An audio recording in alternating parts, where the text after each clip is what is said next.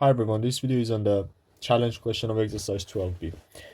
So we have the function f of x, which is 1 over x, and in part A, we want to use the given formula, which is basically the formula of differentiation from first principles, to show that the derivative can be found by solving this limit.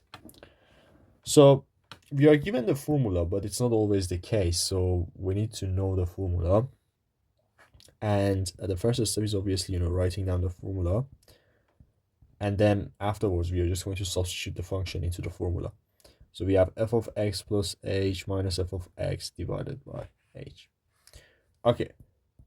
Now for the next step, what we need to do is just substituting x plus h into the function, and f of x plus h is just 1 over x plus h minus f of x, which is just 1 over x divided by h. Okay, now we just need to simplify the fraction before we can solve the limit. And obviously the goal in part A is showing that the derivative is equal to this, and then in part B we actually solve the limit. So we can take a common denominator of x times x plus h, and then the first fraction is just going to be x, and the second fraction is minus x plus h, which will be minus x minus h. And at this point, we can then simplify,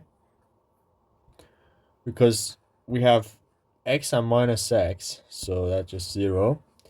And we are going to get the limit of, so we have minus h in the numerator, and then the denominator is going to be x times x plus h.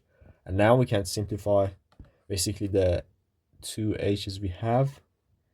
And now this is the final form. So we have the limit of minus 1 over x times x plus h as h tends to 0.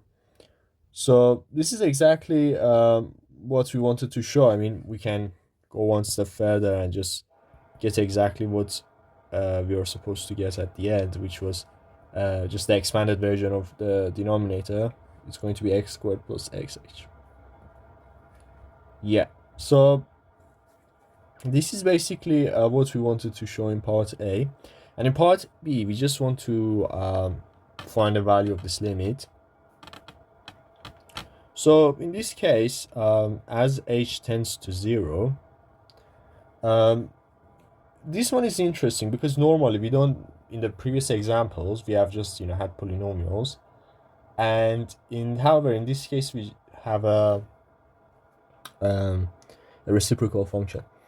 So it's just the same principle, because as h tends to 0, obviously this x squared term doesn't change because it doesn't have h.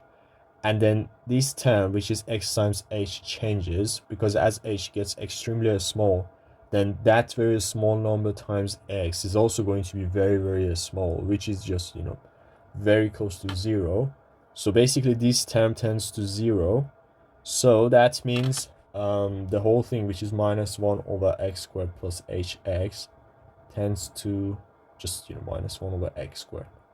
So therefore, we can conclude that the derivative of f of x is just minus 1 over x squared.